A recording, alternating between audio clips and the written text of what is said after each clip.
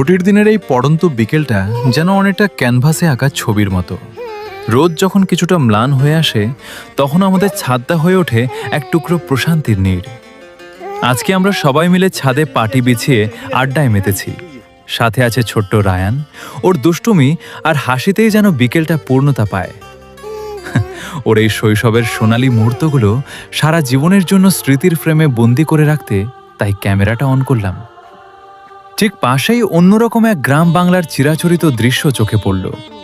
রোজা আর রোজার আম্মু মা মেয়ের এই ভালোবাসার বহিঃপ্রকাশ যেন এক অসাধারণ ভিউ তৈরি করেছে। পরম মমতায় মা মেয়ের মাথা থেকে উকুন বেছে দিচ্ছে। শহুরে ব্যস্ততার মাঝে এই অতি সাধারণ দৃশ্যগুলোই আমাদের মনে করিয়ে দেয়, সুখ আসলে দামি কোনো কিছুতে নয়, বরং প্রিয়জনদের সাথে কাটানো এমন ছোট্ট আনন্দগুলোতেই লুকিয়ে থাকে।